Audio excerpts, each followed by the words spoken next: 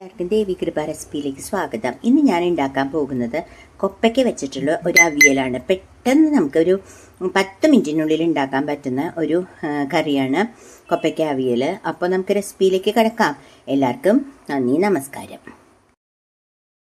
നമസ്തേ, എല്ലാവർക്കും ദേവി കൃപ റെസിപ്പിയിലേക്ക് സ്വാഗതം. ഇന്ന് ഞാൻ ഉണ്ടാക്കാൻ പോകുന്നത് നമ്മുടെ കൊപ്പയ്ക്ക ഇല്ലേ, അതായത് പപ്പായ വെച്ചിട്ടുള്ള ഒരു അവിയലാണ് ഉണ്ടാക്കുന്നത്. അപ്പം അതിനു വേണ്ടി ഞാനിവിടെ ഒരു കടായി വെച്ചു. അതിലേക്ക് ഞാൻ കൊപ്പയ്ക്ക കട്ട് ചെയ്തിട്ടു കേട്ടോ. ഇങ്ങനെ അവിയൽ കട്ട് ചെയ്യണ പോലെ തന്നെ ഭയങ്കര ടേസ്റ്റി ആയിട്ടുള്ള ഒരു നാടൻ അവിയലാണ് കേട്ടോ. ഇട്ടു. അതിനുശേഷം ഞാൻ ചെയ്യുന്നത് അതിലേക്ക് കുറച്ച് അത് കുക്ക് ചെയ്യാൻ പറ്റുന്ന അത്രയും കുറച്ച് വെള്ളം ഒഴിച്ചു കേട്ടോ. ഒരുപാട് വേണ്ട, കുറച്ച് വെള്ളം ഒഴിച്ചു. അതിനുശേഷം അപ്പം നമ്മളിതിൽ പുളിയൊന്നും വേറെ ഇടുന്നില്ല. അപ്പോൾ ഞാൻ ഓൾറെഡി കുറച്ച് പുളി കേട്ടോ, ഒരുപാട് ഇടുന്നില്ല. ഇത് ഞാൻ വേറെ മറ്റേ ചേനത്തീയലാണ് എൻ്റെ കറി. അതിന് വേണ്ടിയിട്ട് ഞാൻ പുളി ഒഴിച്ച് വെച്ചേക്കണം, പുളി പിഴിഞ്ഞ് വെച്ചേക്കണത് കേട്ടോ. അപ്പോൾ അതിലേക്ക് ഞാൻ കുറച്ച് പുളി വെള്ളം അതിൽ നിന്ന് എടുത്ത് ഒഴിച്ചു കേട്ടോ. അപ്പോൾ ഇപ്പോൾ കറക്റ്റാണ്. ഇനി ഞാൻ ചെയ്യുന്നത് അതിലേക്ക് കുറച്ച് ഉപ്പും മഞ്ഞൾപ്പൊടി ഇട്ടിട്ട് ഞാനിത് അടച്ചു വെക്കുകയാണ് കേട്ടോ. ഞാൻ കാണിച്ചു തരാം. ഇതാ ഉപ്പിട്ടു, ഇനി കുറച്ച് മഞ്ഞൾപ്പൊടി, എന്നിട്ട് നമ്മൾക്ക് ഗ്യാസ് ഓൺ ചെയ്തിട്ട് നമുക്കിത് കുക്ക് ചെയ്യാം. ഇത് കുക്കറിലൊന്നും കുക്ക് ചെയ്യേണ്ട, നമുക്ക് ഇങ്ങനെ കടായിൽ തന്നെ കുക്ക് ചെയ്യാം കേട്ടോ. അപ്പോൾ ഗ്യാസ് ഓൺ ചെയ്തു. ഇനിയിപ്പോൾ ഞാൻ ഇതൊന്ന് ജസ്റ്റ് ഒന്ന് ഇളക്കി കൊടുക്കാം.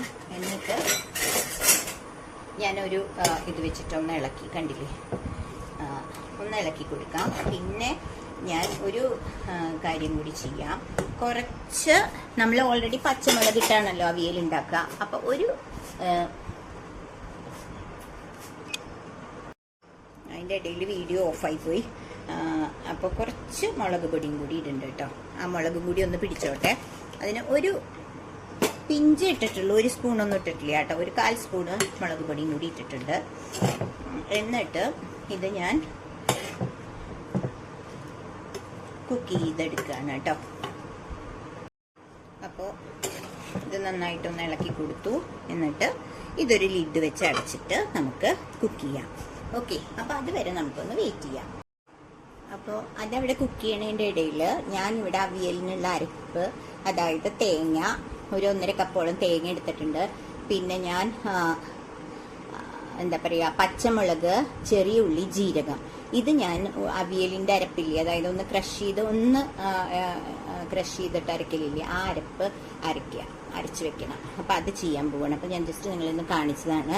അപ്പം അതിൻ്റെ കൂടെ ഇവിടെ നമ്മൾ ഓൾറെഡി വെച്ചിട്ടുണ്ടല്ലോ, അത് കുക്കായിക്കൊണ്ടിരിക്കുകയാണ് കേട്ടോ. അപ്പോൾ ഞാൻ അരച്ചിട്ട് വരാം, അതുവരെ വെയിറ്റ് ചെയ്യണേ. ഇതായിപ്പോൾ ഓൾമോസ്റ്റ് കുക്കായി കേട്ടോ.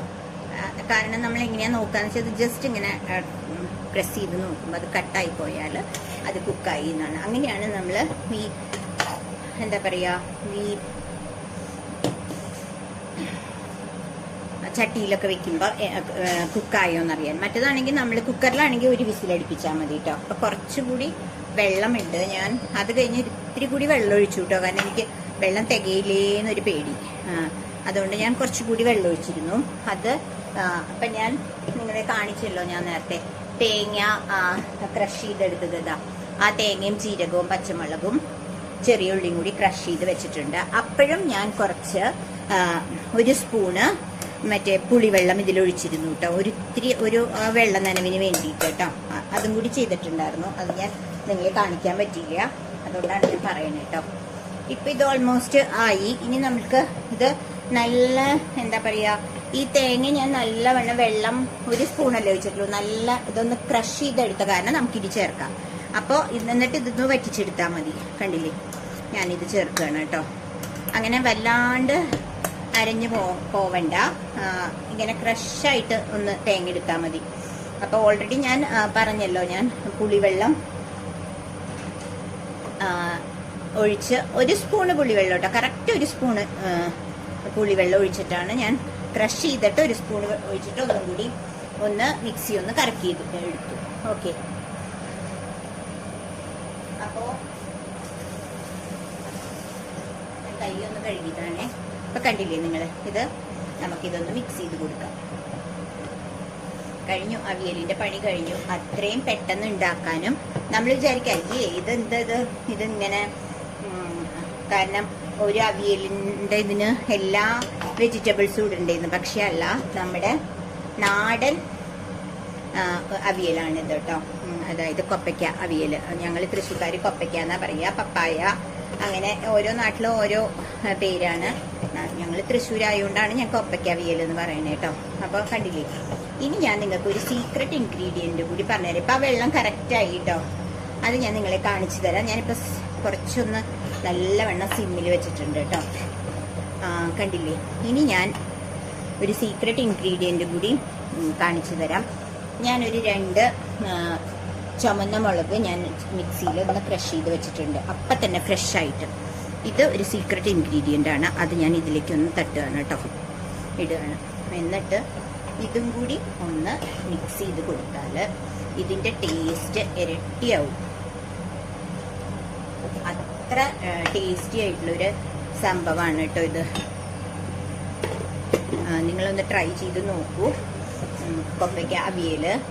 ഇത് കൊപ്പയ്ക്ക കൊണ്ട് തോരൻ ഉണ്ടാക്കാം, അതുപോലെ തന്നെ കൊപ്പയ്ക്ക എരിശ്ശേരി ഉണ്ടാക്കാം, കൊപ്പയ്ക്ക കാളൻ ഉണ്ടാക്കാം. അപ്പോൾ അത്ര നല്ല ഒരു ടേസ്റ്റി ആയിട്ടുള്ള ഒരു സംഭവമാണ് കേട്ടോ കൊപ്പയ്ക്ക അവിയൽ. അപ്പോൾ എല്ലാവരും ഒന്ന് ട്രൈ ചെയ്യാം. ഇപ്പോൾ കറക്റ്റ് ആയിട്ടുണ്ട്, എല്ലാം കറക്റ്റ് ആയിട്ടുണ്ട്. ഇനി ഞാൻ പറഞ്ഞല്ലോ, സീക്രട്ട് ഇൻഗ്രീഡിയൻ്റ് ആയ ആ മുളക് ചതച്ചതും കൂടി ഞാൻ ഇട്ടിട്ടുണ്ട്. അതിനുശേഷം ചെയ്യുന്നത് എല്ലാം നമ്മൾ അവിയലിനൊക്കെ ചെയ്യില്ലേ, അതേപോലെ തന്നെ ഞാനിപ്പോൾ സിമ്മിലാണ് കേട്ടോ വെച്ചേക്കണേ. ഇതാ, ഞാൻ കുറച്ച് വെളിച്ചെണ്ണ എടുത്തിട്ടുണ്ട്. അത് ഞാൻ ഇതിൻ്റെ മുകളിൽ ഒഴിക്കുകയാണ്. അപ്പോൾ കടുകൊന്നും വറുത്തിടില്ലല്ലോ നമ്മൾ അവിയലിന്.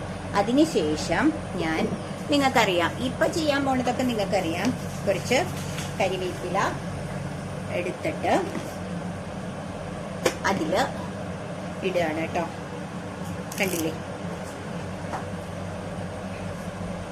നമ്മുടെ വീട്ടിലുണ്ടായ കരിവേപ്പിലയാണ്. അപ്പോൾ കൊപ്പയ്ക്കയും അതെ കേട്ടോ, വീട്ടിലുണ്ടായ കൊപ്പയ്ക്കയാണ്. അപ്പോൾ നല്ല അടിപൊളിയായിട്ടുള്ള ഇതൊന്നും കൂടി ഒന്ന് മിക്സ് ചെയ്ത് കൊടുത്തു. എന്നിട്ട് ഞാൻ ഒരു കണ്ടില്ലേ, നിങ്ങളിത് ചെയ്തു. ഇത് ഞാൻ 1 മിനിറ്റ് 1 സെക്കൻഡ് ഒന്ന് അടച്ചു വെക്കുന്നുണ്ട് കേട്ടോ, എല്ലാം കൂടി ഒന്ന് മിക്സ് ആയിക്കോട്ടെ.